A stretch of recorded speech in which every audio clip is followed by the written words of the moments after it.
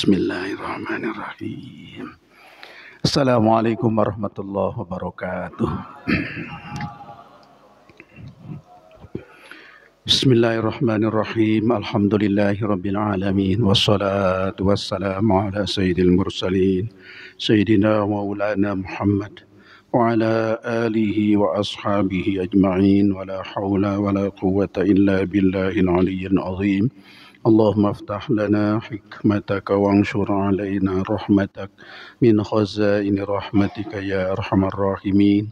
Allahumma aftah lana futuhal arifin waj'alna minal ulama'il amilin waj'al a'malana khalisatan liwajhikal karim. Allahumma anfa'na bima 'allamtana wa 'allimna ma yanfa'una wa zidna ilma warzuqna fahma. Alhamdulillahi ala kulli hal wa na'udzu billahi min hali ahli nar. Wassallallahu ala sayyidina Muhammad wa ala alihi wa ashabihi ajma'in walhamdulillahi rabbil alamin. Bapak-bapak yang saya muliakan, sedianya hari ini adalah malam Kamis pertama di bulan Juli. Kita mengaji Al-Quran biasanya, tapi ada kaitan Al-Quran, tapi mungkin temanya agak sedikit khusus pada malam ini ya.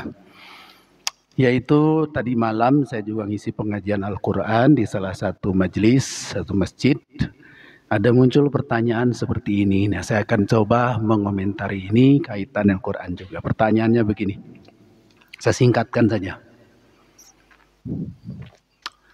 Saya ingin memperkuat atau menambah pendapat Pak Ustadz yang baik dan benar. Bahwasanya apa yang dijelaskan oleh Kiai Munim Giri, apa nih kurang jelas nih? Munim Giri PhD adalah isi Al-Quran yang digunakan oleh Syiah sampai saat ini. Dan Al-Quran mereka telah mengalami kanonisasi dan editan. Bahkan ada surat-surat yang dihilangkan. Demikian Pak Ustadz sedikit penjelasan saya. Adapun kita sebagai kaum Sunni tidak menggunakan mushaf Al-Quran mereka. Mohon maaf kalau ada tulisan saya ini ada kesalahan-kesalahan kata. Waduh, gitu katanya. Jadi yang ditanyakan adalah beliau mendapat pengetahuan dari seorang mungkin penceramah yang bernama Kiai Munim Giri, doktor berarti PhD ya, yang mengatakan bahwa Quran kita dan Quran orang Syiah itu beda. Kata beliau, Quran Syiah itu sudah mengalami kanonisasi dan editan sehingga menjadi beda dengan Quran kita. Nah, jadi saya agak komentar tentang bagaimana sedikit hal-hal yang berbeda antara Syiah dan kita. Kita sering menyebutnya, kita sendiri orang Sunni atau ahli sunnah wal jamaah. Sementara Syiah tidak menyebutkan ahli sunnah, tapi mendirinya Syiah. Syiah itu sendiri sebetulnya asalnya cuman golongan saja. Syiah itu artinya golongan. Tapi golongan dalam hal ini yang punya pendapat, punya keyakinan, asal usulnya urusan politik. Yaitu soal kepemimpinan umat. Asalnya itu. Jadi setelah Rasulullah wafat, tentu saja waktu Rasulullah belum wafat nyatu semua para sahabat. Setelah Rasul wafat, kemudian siapa yang harus memimpin pengganti Rasul? Nah, sebetulnya sih asalnya sih juga belum muncul Syiah, bahwa ada usulan macam-macam, iya itu dinamika. Orang-orang sahabat Ansor mengusungnya Sayyidina Sa'ad. Kemudian orang-orang Ansor itu mayoritas karena penduduk asli Madinah. Jadi Madinah pasti penduduknya banyak. Sahabat Ansor lebih banyak. Sahabat Muhajirin itu tidak banyak yang datang dari dengan Rasul dari Mekah. Rapat itu di Saqifah Bani Sa'idah, rupanya asal usulnya sudah rapat tapi tidak dihadiri oleh sahabat Muhajirin. Pada tokoh-tokoh Muhajirin itu ada tokoh-tokoh yang mendampingi perjuangan Rasul dari awal. Maka rapat itu direvisi, asalnya sudah hampir diputuskan, tidak jadi diputuskan, dilanjutkan dengan mengikutkan sahabat-sahabat terkemuka dari Muhajirin, yaitu Abu Bakar, Umar, Utsman. Sayyidina Ali tidak bisa hadir karena beliau masih mengurusi jenazah Rasulullah di rumahnya. Nah, jadi itu akhirnya disepakatilah pemimpin itu Sayyidina Abu Bakar As-Siddiq meneruskan kepemimpinan pengganti Rasul. Beliau memangku jabatan 2 tahun. 2 tahun beliau wafat, maka dilanjutkan oleh hasil musyawarah. Yang terpilih adalah Sayyidina Umar bin Khattab. Sayyidina Umar bin Khattab memimpin juga selama 10 tahun. Sampai di situ masih aman-aman saja. Nah, kemudian selesai Sayyidina Umar 10 tahun, muncul Sayyidina Utsman sebagai penggantinya. Sayyidina Utsman itu tokoh penting juga, nah tapi beliau itu sudah sepuh waktu itu. Mungkin lantaran sepuhnya ada beberapa kelemahan di dalam memimpin umat yang sudah sangat luas. Wilayah Islam sudah melebar, Persia sudah masuk Islam, negeri Syam sudah, Mesir, Maroko sudah masuk Islam, Yaman, luas. Yang memimpinnya khalifah yang sudah agak sepuh. Bukan agak lagi, memang sepuh, Sayyidina Utsman. Cukup lama beliau memimpin 12 tahun. Nah, jadi tentu ada beberapa kekurangan. Kekurangan ini akhirnya menimbulkan ketidakpuasan sebagian orang. Nah, ketidakpuasan ini rupanya ada muncul sentimen apa namanya ya, sentimen pribadi atau apa, melebar, akhirnya ngungkit-ngungkit. Sebetulnya sih dari awal yang mesti jadi pemimpin itu Sayyidina Ali, bukan Sayyidina Abu Bakar, Umar, Utsman, bukan. Karena yang terbaik itu Ali bin Abi Thalib, orang terdekat dengan Rasulullah, mantu Kanjeng Nabi, menikah dengan Siti Fatimah, punya putra Hasan dan Husain dan seterusnya. Nah, jadi harusnya itu, akhirnya ngungkit ke situ ini. Gara-gara Sayyidina Utsman mungkin dalam beberapa kebijakannya ada sebagian golongan yang tidak puas. Nah, dari situ berkembang. Karena sudah condong ke Sayyidina Ali, yang ekstrim-ekstrim malah menganggap Abu Bakar, Umar, Utsman itu merampas kekuasaan. Nah, ini dampaknya luas nih. Akhirnya merembet, siapapun yang tidak mendukung Ali menjadi pemimpin itu dianggap golongan lain. Yaitu pendukung Sayyidina Abu Bakar, Sayyidina Umar, Sayyidina Utsman itu golongan lain, hanya untuk mendukung Sayyidina Ali. Jadi orang seolah dipaksa harus mendukung Sayyidina Ali. Itu oleh golongan Syiah namanya. Jadi dari itu melebar kemana? Nah, ini dampaknya luas, Pak. Kalau sudah mulai pilah-pilah sahabat yang semuanya baik itu, perselisihannya urusan pendapat khilafiyah, tapi kemudian diperuncing sampai menuding orang lain itu lain golongan kalau beda pendapat urusan ini, kan luas. Apa luasnya? Hadis-hadis Rasul itu kan Rasul sampaikan ke semua para sahabat. Ribuan sahabat dapat ilmu dari Rasulullah.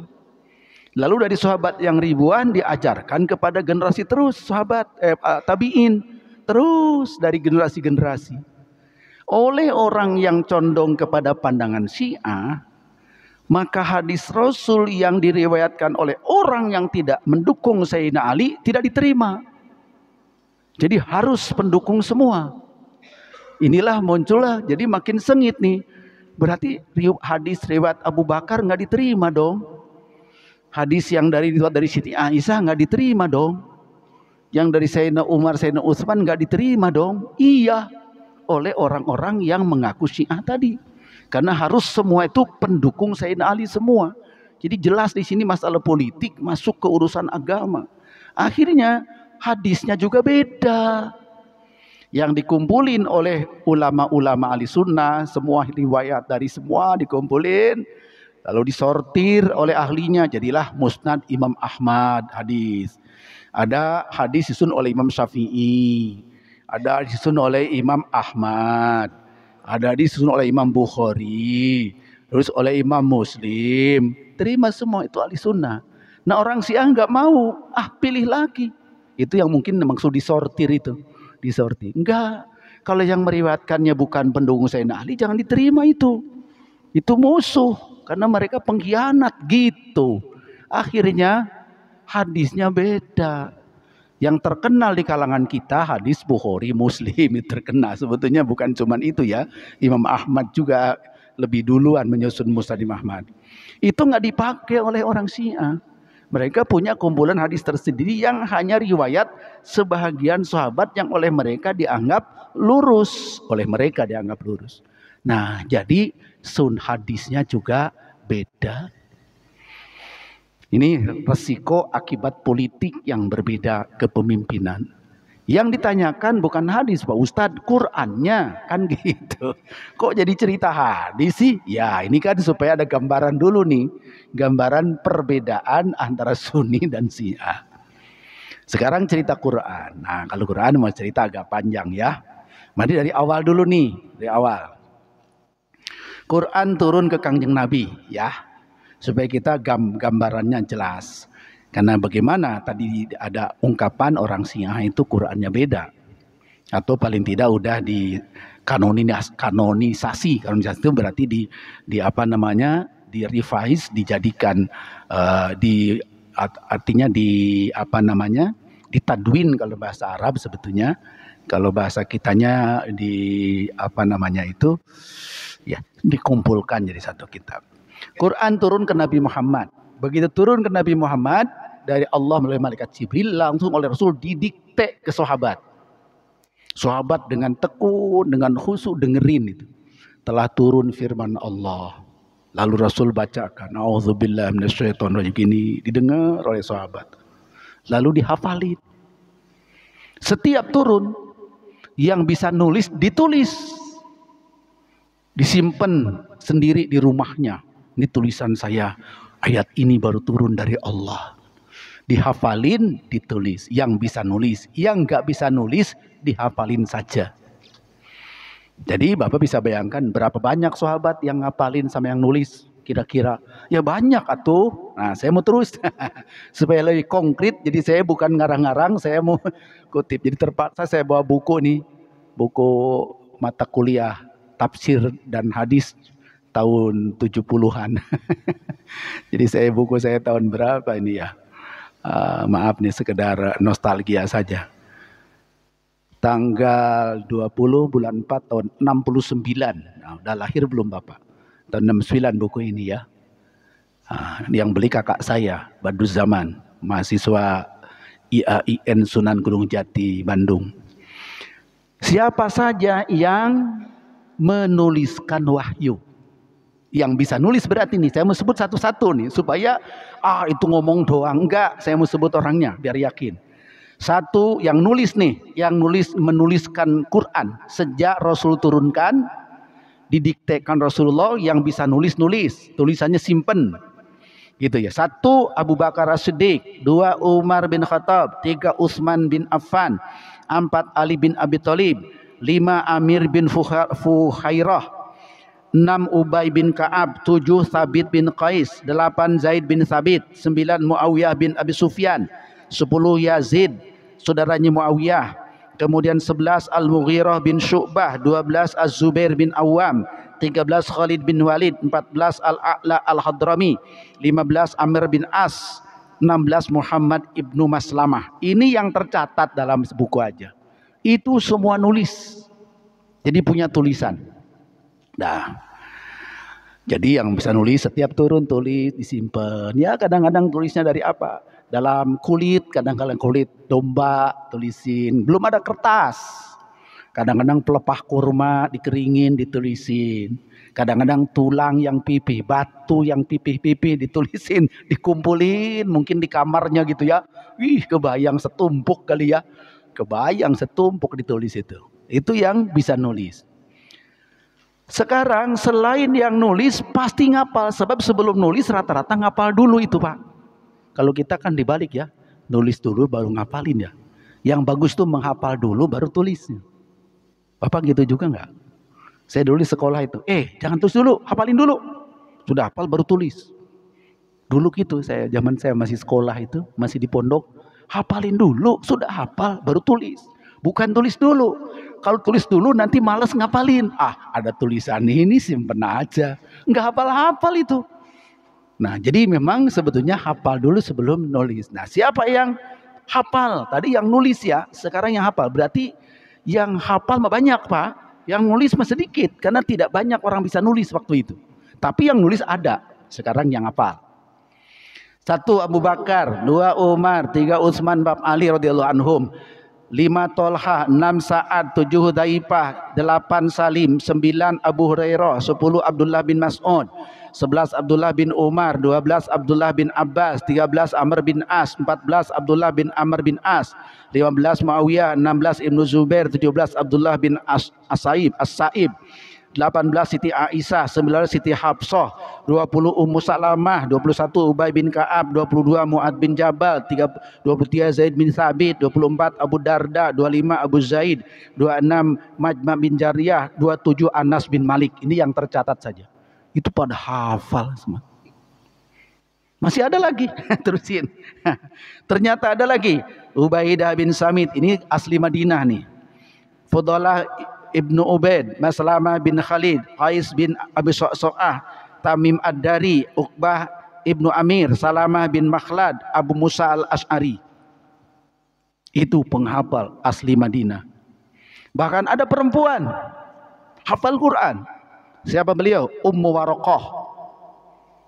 Itu hafal Quran, sering dikunjungi Rasulullah, hafal Quran. Ummu Waraqah. Jadi yang hafal hampir semua sahabat menghafal. Cuma bedanya mungkin ada yang hafal seluruhnya, ada yang hafal sebagian. Kalau sebagian maka ya kita ya. Kita kan hafal juga Quran ya. Pak Haji, hafal nggak? Hafal. Apa? Surat Qulhu, Falak, Anas, Alam Taro. Hafal kita juga. Ya, alhamdulillah ya. Itu juga nikmat walaupun nggak hafal semuanya. Jadi zaman Kangjeng Nabi itu orang tertarik betul kepada Al-Quran. Yang hafal sangat banyak. Yang hafal dan bisa menulis juga sangat banyak. Jadi tidak mungkin keliru Quran itu. Orang dihafalin oleh semua orang. Yang tidak hafal ditegur sama yang hafal. Kamu salah nih. Gitu. Jadi terjamin Quran itu. Maka saya kemarin membuat fotokopi di sini. Quran itu adalah diterima oleh kita mutawatir. Dari zaman Rasul estafet generasi-generasi sampai kita tidak putus. Dan terkoreksi. Setiap generasi terkoreksi. Nah itu penghafal dan penulis. Oke. Sekarang yang jadi gurunya. Nah bahkan setelah Rasul wafat jadi guru Al-Quran. Ulama-ulama sahabat. Nah, siapa itu yang jadi guru? Utsman bin Affan, Ali bin Abi Thalib, Ubay bin Ka'ab, Zaid bin Thabit, Ibnu Mas'ud, Abu Darda, Abu Musa Al-Asy'ari. Itu guru-guru itu. Sekarang saya tanya lagi, gimana cara gurunya, cara ngajarnya? Ini saya mau kutip sedikit. Sama dengan kita nggak kira-kira ngajarnya nih? Saya kasih contoh catatannya. Di ketika kendali khilafah dipegang oleh Umar bin Khattab. Ini khalifahnya Umar bin Khattab. Rasul sudah wafat, Abu Bakar sudah wafat. Ini zaman Umar. Gimana? Beliau itu selalu mengumpulkan kabilah-kabilah Arab untuk diperiksai hafalannya. Ini khalifah tampil. Tolong suku Aus sini, maju. Kemana hafalan Quranmu? Gitu. Khazraj sini. Kumpul, mana hafal Qurannya? Itu kerjaan khalifah gitu Sayyidina Umar. Khusus tentang Quran nih. Diperiksa hafalannya. Nah, terusin ya. Siapa saja yang tidak menghafal barang sedikit daripadanya didera. Tidak bisa hafal satu pun surat tidak hafal dicambuk. Itu Sayyidina Umar. Kalau sekarang dicambuk anak guru sekolah, dilaporin ke polisi itu. Kalau ada guru sekolah, anaknya tidak hafal, dicambuk. sama Pak Guru, Bu Guru, wah datang polisi ini borgol tuh guru. Ya, ini Sayyidina Umar gitu, rajanya waktu itu. Yo, yang tidak hafal kamu tidak apa satupun kamu, sini tak terang. Jadi itu menunjukkan keseriusan saat itu. Ini caranya Sayyidina Umar menjadi guru. Ya mungkin guru-guru zaman dulu ngikutin beliau kali ya. Bapak pernah nggak waktu sekolah dulu dipukul gitu sama Pak Guru, Bu Guru? Sering. Sering ya. Saya juga pernah, Pak. Saya ini telapak tangan pakai mistar, penggaris, cepret, cepret. Gara-gara nggak hafal. Berdiri depan, kelas 3 saya SD masih. Tapi saya terima kasih kepada ibu guru yang mukul saya. Menjadi saya harus serius belajar. Dulu mah bisa begitu. Sekarang mah nggak bisa, Pak. Guru kasihan sekarang nggak bisa ngapa-ngapain. Galakan murid sekarang mah dari guru. Gurunya diomelin sama murid sekarang mah. Waduh, ini udah terbalik kali dunia. Nah ini Sayyidina Umar melatih orang belajar Quran setegas itu. Jadi orang kan serius belajarnya ya. Nah, Abu Darda tiap beliau bersembahyang subuh di Jami Bani Umayyah di Damaskus, di sepeninggal Rasulullah berarti ya. Berkerumunlah manusia di sekelilingnya untuk mempelajari Al-Quran. Mereka disuruh duduk bersap-sap, baris 1, baris 2, baris 3. Ini gurunya Abu Darda. Jadi Abu Darda itu sahabat Rasul yang hafal Quran dan guru ngaji. Ini yang belajarnya nih di Damaskus, Syria. Beliau di situ ngajarnya. Saya cerita, disuruh bersap-sap. Kemudian berkerumun mempelajari. Mereka disuruh duduk bersap, tiap satu sap 10 orang. 10 orang. Dikomando oleh orang arif atau pemimpin sap. Jadi setiap sap 10, satu orang yang sudah lebih pinter. Jadi caranya ngajar ngaji dulu nih. Jadi mungkin udah aneh zaman sekarang. Satu sap 10, yang satu itu yang paling pinter. Sap kedua, satu paling pinter. Jadi 10 ini nanti diperiksa oleh kepala regunya, oleh paling pinternya. Itu ya. Satu sap 10. Dikomando oleh seorang arif pemimpin sap. Sedang Abu Darda berdiri tegak di mihrab. Di sini. Beliau sendiri paling depan sendiri. Karena dialah pemimpinnya, gurunya. Ini setiap murid setiap satu baris satu orang yang dianggap lebih pinter. Ya. Jadi pemimpinnya, gurunya di depan sendiri untuk memeriksa. Berdiri di mihrab. Memperhatikan bacaan-bacaan itu. Takut ada yang belum ngerti berapa, beliau yang jelaskan. Kemudian, bila seseorang di antara pelajar tiada mengetahui lagi, bertanyalah ia kepada pemimpin safnya. Tuh, jadi kalau yang 10 ini ada yang taruh, nanya tuh, ini gimana bacanya nih? Nah, gitu. Maka satu orang dari yang 10 itu yang lebih ngerti gitu ya. Bertanyalah ia kepada pemimpin safnya. Jika pemimpinnya tidak mengetahui juga, barulah Abu Darda yang menjelaskannya. Gitu caranya nih ya. Sekarang kita tahu, kita baca nih, berapa jumlah muridnya saat itu. Ini sekarang berapa ya? Berapa nih? Ada 20 ya? Kira-kira dengan muridnya Abi Darda itu banyakan siapa ya? Belum saya bilang. Kira-kira Bapak tahu nggak berapa jumlahnya murid Abu Darda yang dibariskan 10-10 itu? Saya tuliskan. Ya, pada suatu hari Abu Darda menghitung jumlah muridnya, maka kedapatan jumlah muridnya 1.600 orang. Di Damaskus. Begitu seriusnya mengajarkan Quran. Ya, gitulah kira-kira. Mungkin 1.600 sama dengan jemaahnya Abdus Somad kali ya. Kalau Abdus Somad ceramah ada 1.600 ini. Ya ceramah, tapi itu ceramah itu. Kalau ini guru lagi belajar ngaji ini mah. Ya mungkin sekarang juga ada di pesantren yang besar kali ya gitu ya. Tapi saya kan, jadi betapa seriusnya mempelajari Quran sejak awal. Ini saya mau arahkan bahwa Quran yang kita terima sekarang tidak diragukan lagi. Betul-betul asli jadi zaman Rasul, ngajarin aja kayak gitu. Kan nggak mungkin meleset. Dari zaman Rasul terus sampai sekarang estafet begitu, nggak mungkin meleset. Quran itu asli sampai sekarang. Cara mengajarkannya kayak gitu dari generasi-generasi ini, generasi sahabat ke tabiin. Nanti tabiin ke berikutnya juga seperti itu. Estafet dari mulut ke mulut, Quran dibaca, diajarkan, dihafal, diperiksa, dikoreksi, dibetulin kalau keliru. Itu Quran sampai sekarang. Alhamdulillah di sini juga ada guru Al-Quran ya. Ustaz siapa namanya? Guru tahsin di sini. Alhamdulillah seperti itu. Jadi ini saya untuk mempertegas saja bahwa Quran tidak usah diragukan lagi. Jadi untuk menjawab pertanyaan yang tadi ya. Dah.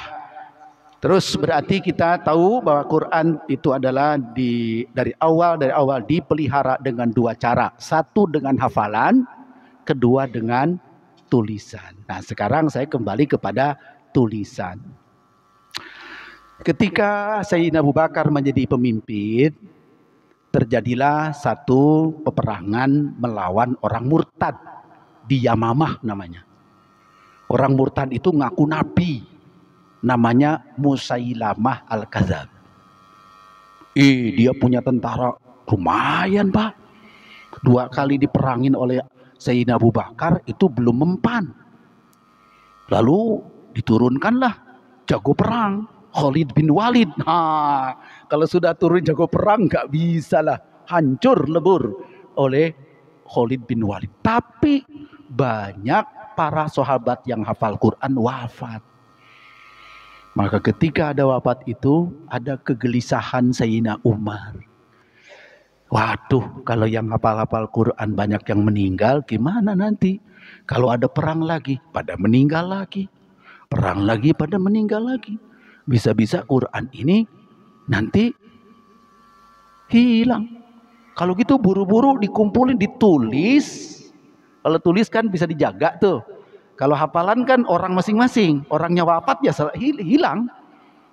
Kalau ditulis, tulisannya pasti ada.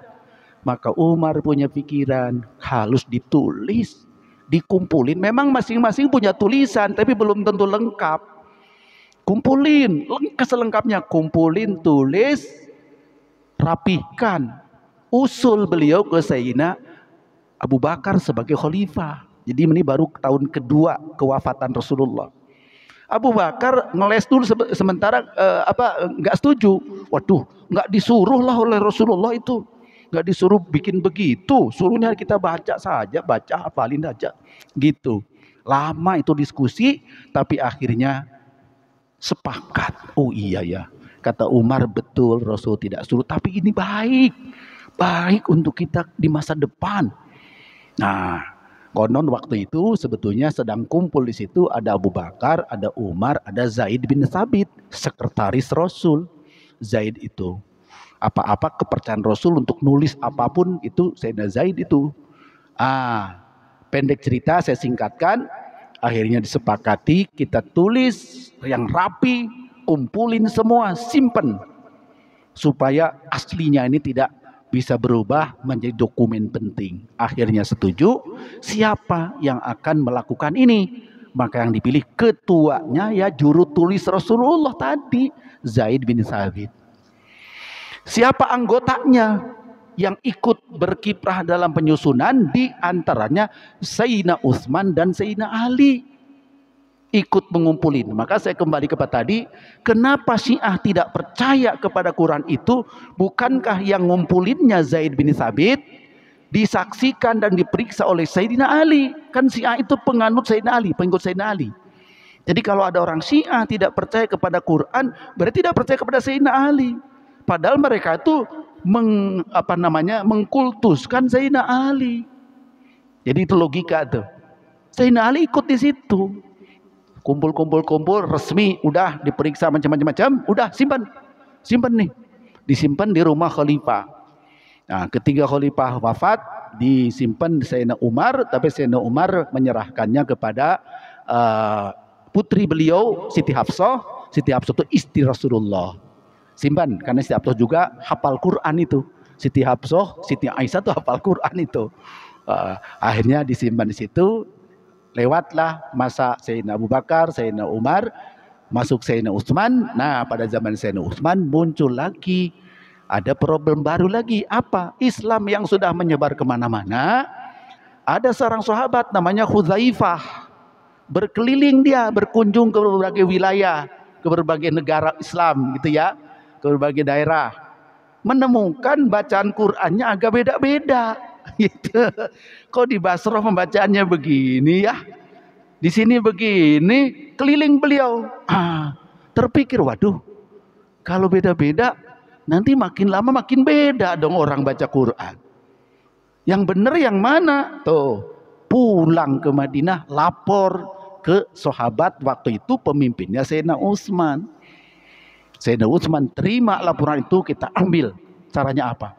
Tolong itu Quran asli, mushaf asli yang tadi dipinjam dulu ke Siti Hafsah, dan dibentuk satu tim rame-rame, berapa orang itu, 12 orang ada mengatakan, untuk menyalin persis sama aslinya. Ada yang mengatakan 6, ada yang mengatakan 7 eksemplar. Disalinlah rame-rame di bawah pimpinan Sayyidina Utsman. Ya, tulisan ini. Akhirnya terjadilah kopi 6 dikirim, ada yang ke Basra, ke Kufah, ada yang ke Mesir, ada yang ke Mekah. Aslinya simpan di Madinah lagi. Itulah Quran asli yang disebut sampai sekarang Mushaf Utsmani, karena yang mengkopinya zaman Sayyidina Utsman. Satu lagi, Quran itu waktu zaman Rasul ya dibaca saja, dihafali. Tapi tulisannya masih sederhana. Belum patah, belum kasroh, belum domah, belum ada. Jadi orang yang bukan Arab nggak bisa baca. Akhirnya muncullah gagasan. Pada zaman generasi kesekian dikasih tanda baca, patah, kasroh, domah. Lalu apalagi? Nomor ayat belum dinomerin waktu itu. Akhirnya Sayyidina Ali mengajarkan kepada sahabatnya dan lain bahwa hitungannya begini. Ini ayat 1, ini ayat 2, ayat 3 ya. Maka saya baca di Quran terbitan Saudi itu, kalau Bapak baca yang diterbitkan di Mujamma Malik Fahad, itu di belakang kalau Bapak baca itu, bahwa Quran ini, standar Quran ini adalah Mushaf Utsmani, pemberian nomornya sesuai petunjuk Ali bin Abi Thalib radhiyallahu anhu. Jadi itu paten udah sampai sekarang ya, itu pemberian nomornya atas pelajaran dari Sayyidina Ali ke muridnya. Itulah nomor 1, 2, 3, 4. Maka Al-Fatihah 7 dan sebagainya itu. Nah itulah Quran. Jadi itulah Quran dari waktu ke waktu diajarkan, dihafalkan dan ditulis. Ketika percetakan ditemukan di negeri Belanda, negeri Jerman, di Hamburg, ada orang bisa menciptakan mesin cetak. Quran dicetak tahun 1672 kalau tidak salah ya. Saya punya catatan khusus tentang ini. Mana ya catatan saya? 1600 sekian dah. Itu setelah mesin percetakan diciptakan di Jerman, Quran langsung dicetak. Mungkin yang lain-lain belum ada nih, Quran duluan cetak. Jadi untuk kerapihan kitab suci Al-Quran. Nah di Indonesia sendiri, tahun itu, tahun 1600-an sekian itu, sudah muncul ahli tafsir dari Indonesia. Namanya Syekh Fansuri. Nama pendeknya siapa ya? Itu marganya Al-Fansuri dari Aceh. 1560-an kalau tidak salah. Beliau menyusun tafsir Hidayatul Mustafid. Kebetulan saya punya itu kitab itu gitu ya. Kitab itu nggak tahu cetakan tahun berapa, memang sudah kuno juga. Tapi penulisnya abad ke-6. Lengkap itu tafsir dari Bismillah Al-Fatihah sampai terakhir 2 jilid.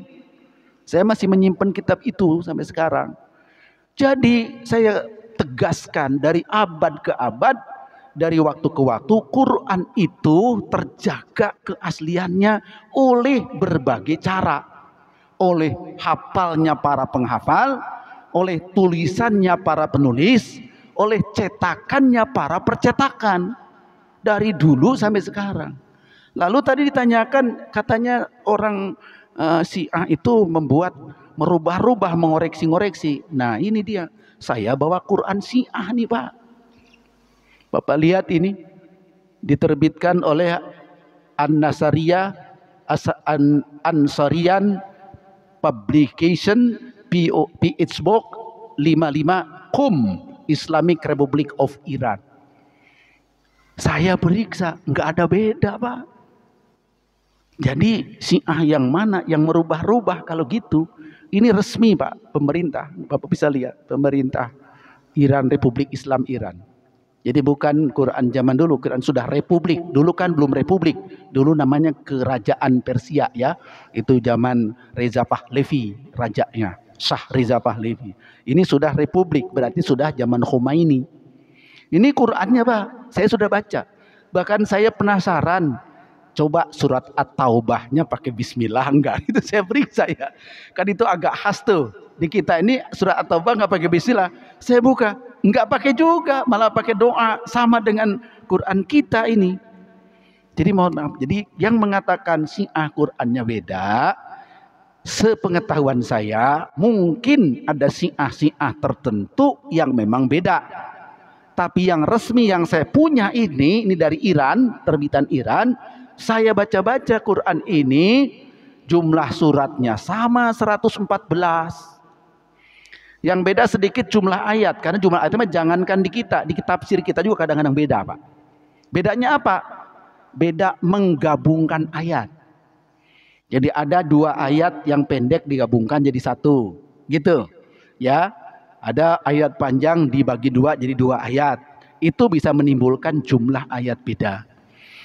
Tapi suratnya sama. Saya sudah periksa satu persatu nih jadwal suratnya nih. Nama suratnya sudah saya periksa. Kemudian ayat saya periksa. Saya pikir kok nggak ada bedanya ya. Siapa yang bilang tidak beda? Saya baca di buku ini. Betul kata buku ilmu Al-Quran ini. Betul ada Syiah yang mengatakan Quran dari zaman Sayyidina Utsman itu katanya tidak benar. Justru terbalik Pak. Mereka menuduh Quran Utsman yang diubah-ubah. Kalau tulisan ini Quran Syiah diubah-ubah. Tapi yang saya baca dalam buku pedoman ini, buku pengantar ilmu Al-Quran, justru orang Syiah menuduh Quran kita diubah-ubah. Cuman pasti tidak benar. Diubah bagaimana? Orang tadi cara mengajarkannya saya sudah terangin. Dari zaman Rasulullah ke sahabat ke tabiin, penghafal terus sampai sekarang begitu ketat, begitu hati-hatinya. Kapan peluang dirubahnya? Setelah semua orang yang hafal juga udah ribuan. Ya, tulisan dicetak di mana-mana juga sudah sama. Kapan dengan cara apa dirubahnya? Gak bisa. Nah, jadi tuduhan Syiah Quran kita diubah-ubah itu tidak benar. Kalau tuduhan kita bahwa Quran Syiah itu juga diubah-ubah, pendapat saya boleh jadi ada di antara penganut Syiah, karena Syiah itu banyak sekali golongannya. Konon ada 300 golongan. Tapi 300 itu disimpulkan induknya 4. 1 Syiah Kaisaniyah, 2 Syiah Zaidiyah, 3 Syiah Itsna Asyariyah, baru keempat tuh Syiah Ghulat. Syiah Ghulat itu Syiah yang ekstrim. Nah mungkin yang ekstrim ini yang ngacak-ngacak nih. Iran sekarang Syiah mana? Syiah Itsna Asyariyah itu Syiah resminya yang Republik Islam Iran itu ya. Jadi bukan Syiah Ghulat. Dari Ghulat itu yang tadi yang mengacak-acak Quran tidak sama dan sebagainya. Jadi saya juga membaca beberapa buku Pak.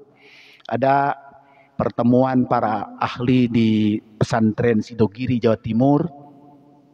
Ada tulisan Profesor Dr. Haji Muhammad Rashidi itu tahun 70-an. Saya sudah baca bukunya. Ada juga dialog Syiah dan Sunni. Ada juga tulisan Kiai Haji Sirajuddin Abbas tentang Syiah juga. Alhamdulillah saya sudah baca, walaupun ya sesuai kepengetahuan kita dibaca sedikit. Memang sering diungkapkan bahwa orang Syiah itu itu punya keyakinan berbeda dengan kita dalam beberapa hal, termasuk Al-Qur'annya gitu. Jadi itu selalu dalam buku-buku dikatakan begitu. Tapi mohon maaf, mungkin itu benar, beliau-beliau yang menguraikan itu saya kira benar juga setelah meneliti baik ya. Tapi juga kita bisa bisa pahami juga di antara sekian aliran Syiah boleh jadi ada juga yang dekat dengan kita. Nah, kata para ulama Syiah Zaidiyah itulah yang dekat dengan kita. Ada lagi yang menarik, Syiah Itsna Asyariyah. Artinya Syiah yang percaya kepada 12 imam sebagai anutannya. Dari Sayyidina Ali ke Sayyidina Hasan, ke Sayyidina Husain, ke Sayyidina Ali bin Husain, terus ke bawah sampai 12. Itu Syiah Itsna Asyariyah. Tetapi cukup menarik, Pak. Dari 12 yang oleh mereka dianggap imam itu, nomor 4 dan nomor 5 itu cucu Rasulullah, dipercaya sebagai ulama hebat oleh kita semua, termasuk oleh Imam Bukhari. Ketika beliau menyusun hadis, dimasukkan sebagai sumber hadis juga. Walaupun oleh orang Syiah itu dianggap imam, jadi seolah-olah pahamnya begitu. Jadi akhirnya saya mikir, boleh jadi Syiah itu ngaconya tuh bukan dari awal. Nah, akhirnya ketemulah satu jawaban nih dari sedikit pengamat, Pak. Kita ini sebetulnya dari awal tidak benturan dengan Syiah dari sisi akidah, dari sisi keyakinan, dari sisi politik iyalah. Tapi mulai muncul, melebar kemana-mana soal paham, soal Quran, soal sunnah dan sebagainya. Setelah muncul apa? Setelah muncul pergantian pemerintahan dari Sunni ke Syiah. Kapan? Setelah Bani Umayyah memerintah 90 tahun. Terjadi penggulingan kepemimpinan oleh Bani Abbas. Namanya Abbas As-Safah. Nah, lalu disitulah muncul. Nah, memang kalau politik begitu ya. Saking keselnya mungkin akhirnya rejim yang pertama dijelek-jelekin. Itu biasa begitu. Kalau penggantian rejim itu dijelek-jelekin. Nah, untuk menjelek-jelekan rezim Muawiyah, rezim Bani Umayyah, dimunculkanlah pengkultusan yang berlebihan tentang Syiah. Akhirnya diungkit-ungkit, ditambah-tambahin cerita macam-macam bahwa sebetulnya salahnya pengkhianatan orang Sunni begini-begini dan sebagainya. Jadi itu berkelindan antara akidah dengan politik, dengan kepercayaan, dengan dukungan pemerintahan. Itu pengetahuan saya. Nah, jadi kalau menurut saya kita harus mengamatinya dengan cermat, dengan dengan hati-hati. Barangkali untuk mengkafirkan sesuatu golongan itu harus ahlinya dan harus hati-hati. Saya lebih condong bahwa dari sekian orang yang dianggap penganut Syiah, boleh jadi ada juga yang dekat dengan kita, tidak masuk kategori musyrik, tidak masuk kategori kafir. Oleh itu saya masih ingat Habib Rizik juga dulu pernah dituduh sebagai Syiah, tapi beliau bikin klarifikasi ya kepada masyarakat luas bahwa satu, tidak semua orang Syiah itu kafir. Tidak semua orang Syiah kafir. Ada golongan-golongan yang masih akidahnya sejalan dengan kita. Ya, walaupun beda-beda dikit itu khilafiyah saja. Lalu beliau sendiri mengatakan, saya bukan Syiah, saya ahli sunnah wa jamaah. Dari sisi akidah mengikuti Asy'ariyah Maturidiyah, dari sisi fikih ngikutin Syafi'iyah. Itu penegasan Habib Rizik ketika dituduh sebagai orang Syiah dalam satu pertemuan. Saya hadir waktu itu ketika mengikuti klarifikasinya di Islamic Center Bekasi beberapa tahun yang lalu. Mungkin sudah 10 tahun lebih barangkali yang lalu. Itu penjelasannya. Jadi saya kira itu saja. Jadi saya menjawab pertanyaan tadi bahwa kalau ada ustadz kiai mengatakan orang Syiah Qur'annya beda, boleh jadi benar, tapi Syiah yang punya pandangannya seperti itu. Tapi nampaknya tidak semua orang Syiah itu berbeda, betul-betul berbeda dengan kita. Salah satu bukti yang saya bawa sekarang, Quran yang mereka terbitkan dipakai pedoman di Republik Islam Iran, saya punya asli ini, adalah ternyata tidak ada perbedaan dengan Quran kita. Ini yang saya tahu. Wallahu a'lam bishawab. Mohon maaf kelebihan ya. Shadaqallahul adzim. Mohon maaf. Hanya Allah yang Maha tahu. Jika ada kekeliruan, semoga Allah memaafkan dan meluruskan ilmu kita. Kalau ada baik, mudah-mudahan manfaat buat kita semua. Hadanallahu yakum ajma'in. Subhanakallahumma rabbana bihamdik. Asyhadu an la ilaha illa anta astaghfiruka wa atubu ilaik. Sallallahu ala sayyidina Muhammad wa ala alihi wa ashabihi ajma'in. Walhamdulillahi rabbil alamin. Wassalamualaikum warahmatullahi wabarakatuh.